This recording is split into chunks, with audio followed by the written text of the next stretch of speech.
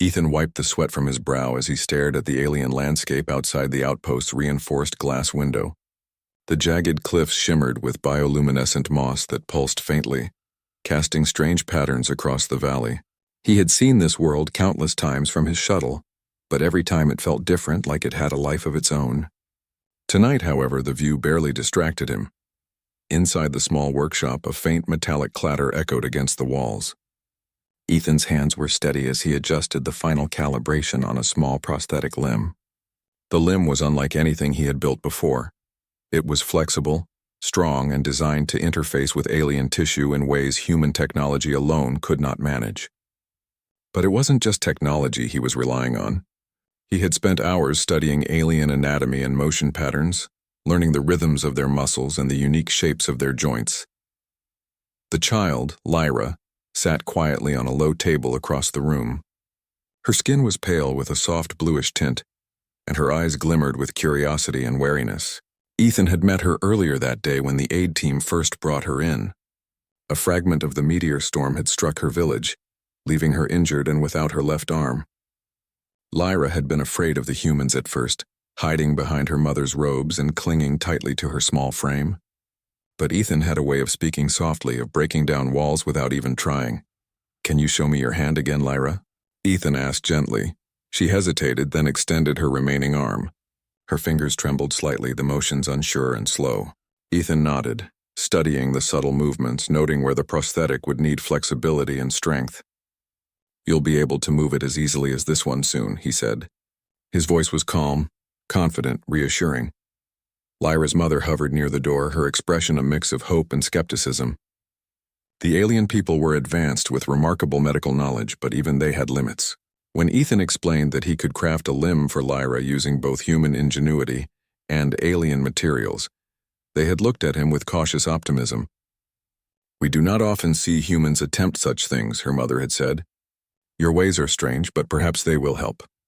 Ethan adjusted the prosthetic limb once more, fitting tiny adaptive sensors along its surface. The machine was ready. "Lyra," he said, smiling warmly, "I need you to trust me now. It might feel a little strange at first, but I promise it will work." The girl's eyes widened. She had heard promises before from doctors and healers, none of which had helped her, but something about Ethan made her nod ever so slightly.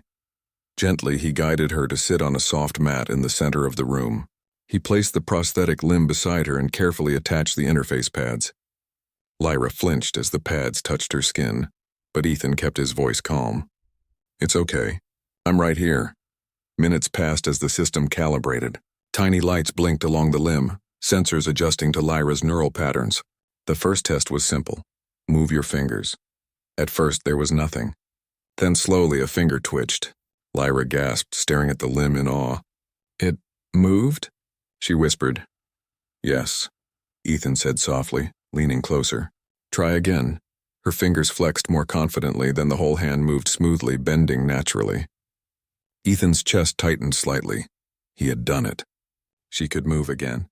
She could grasp, touch, explore. Lyra let out a small laugh, a sound that filled the room with warmth. Her mother's eyes glistened as she watched. The alien people had never seen anything like this before.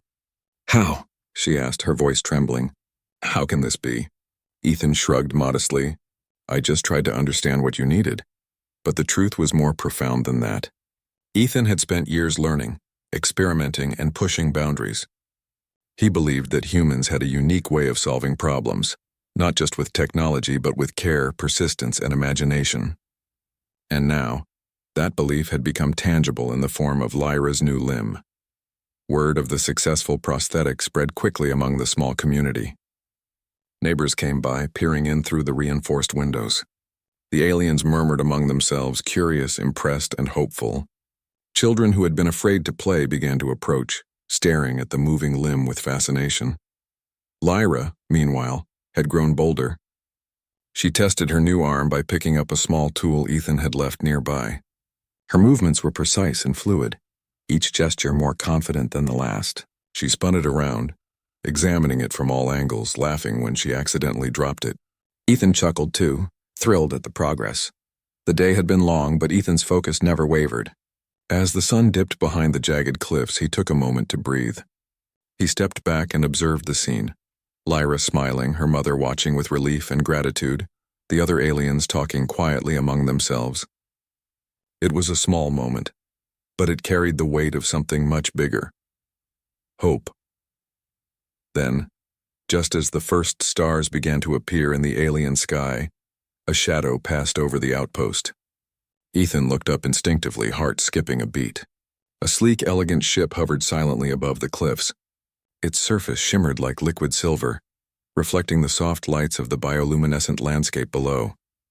The aliens outside froze, murmuring nervously. The humans, unfamiliar with the nuances of alien hierarchy, exchanged worried glances. But Ethan felt a strange sense of calm curiosity. He had seen many strange things in his life, but something about this ship felt different. Within moments, a ramp extended, touching the ground with a soft hiss. From it emerged a figure so commanding that the air itself seemed to hold its breath. The Queen. She was taller than most aliens he had seen. Her skin a deeper shade of blue with intricate glowing patterns tracing along her arms and neck. Her eyes, large and piercing, scanned the outpost with both curiosity and authority. Ethan instinctively straightened, unsure if he should bow or speak. The Queen's gaze, however, settled on Lyra first. Her expression softened almost imperceptibly as she knelt slightly to meet the child's eye level. "You can move again," she said, her voice musical but firm. Lyra nodded, unable to find words. She clutched the prosthetic limb to her chest as if it were the most precious thing in the universe. The Queen then looked at Ethan. Recognition, surprise, and something deeper flickered across her face. "You did this?" she asked, her voice calm but carrying immense weight. Ethan hesitated, then nodded. "Yes, Your Majesty, I just wanted to help." The Queen studied him silently for a long moment. Then she stood, her presence towering over everyone in the outpost.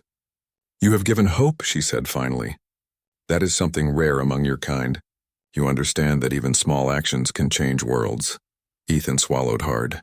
He had never thought of it that way. To him, it had been a matter of problem solving, of making what seemed impossible possible. But here, facing a being of such power and wisdom, he realized that the human touch, the combination of skill, care, and persistence, had indeed made a difference far beyond what he had imagined. The Queen turned and began walking toward the outpost's entrance. Ethan followed instinctively, unsure why she sought him, but drawn by curiosity and a sense of responsibility. Lyra's mother whispered a prayer of thanks as her daughter ran to the Queen's side, guided gently by her new limb.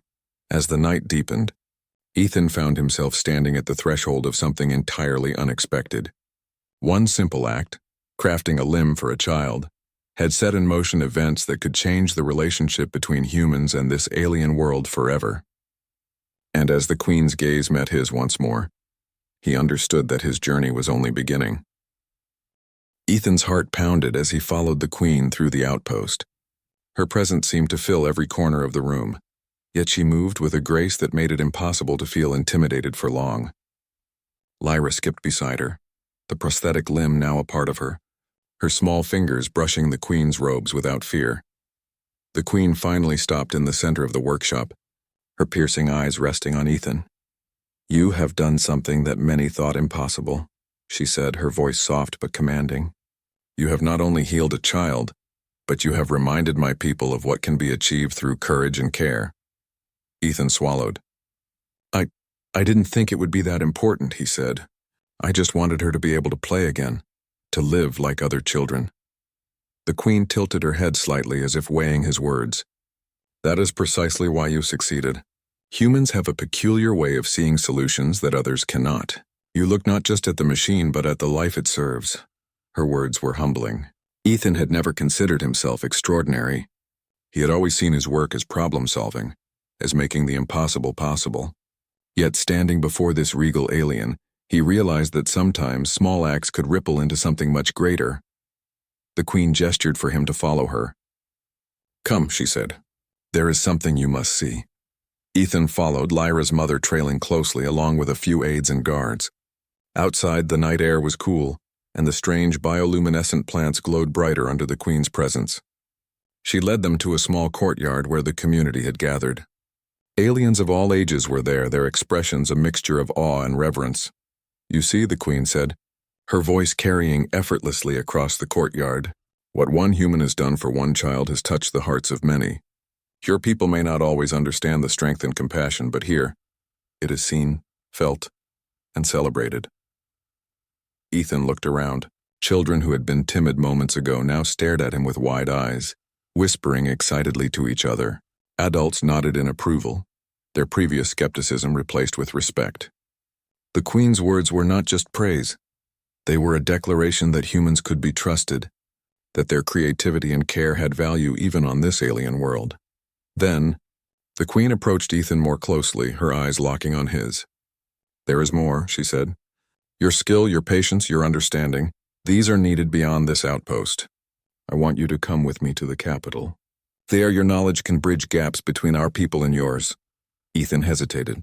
The honor was immense, but leaving behind his outpost the life he knew was not a small decision. Lyra tugged lightly at his sleeve. Please, she said, her small voice earnest. You helped me. Maybe you can help more. He looked at her, at the mother who now smiled through tears and finally nodded.